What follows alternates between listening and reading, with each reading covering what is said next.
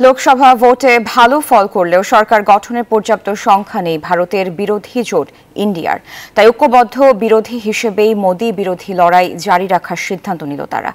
আগামী শনিবার টানা তৃতীয় মেয়াদের প্রধানমন্ত্রী হিসেবে শপথ গ্রহণ করতে পারেন নরেন্দ্র মোদি। এদিকে জামিন আবেদন খারিজ হয়ে যাওয়ায় জেলবন্দি থাকবেন দিল্লির মুখ্যমন্ত্রী অরবিন্দ কেজরিওয়াল। তাড়াহুড়ো না করে ঠিক সময় ও সুযোগ বুঝেই কোপ মারার রণকৌশল নিল বিরোধী জোট ইন্ডিয়া।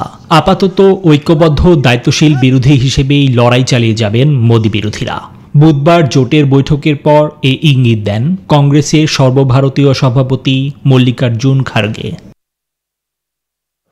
সোনিয়া গান্ধী, রাহুল গান্ধী, তৃণমূলের সর্বভারতীয় সাধারণ সম্পাদক অভিষেক বন্দ্যোপাধ্যায়, সমাজবাদী পার্টির প্রধান অখিলেশ যাদব সহ জোটের অন্যান্য দলের নেতাদের নিয়ে সাংবাদিকদের মুখোমুখি হন কংগ্রেস সভাপতি। সেখানেই নিজেদের অবস্থান স্পষ্ট করেন তিনি।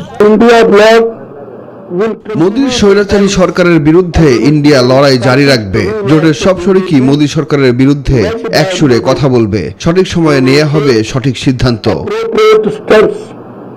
বিহারের মুখ্যমন্ত্রী নীতিশ কুমার এবং অন্ধ্রপ্রদেশের ভাবী মুখ্যমন্ত্রী চন্দ্রবাবু নাইডুর সমর্থনে প্রধানমন্ত্রী হবেন মোদি। সবকিছু ঠিক থাকলে শনিবারই হতে পারে তার শপথ গ্রহণ।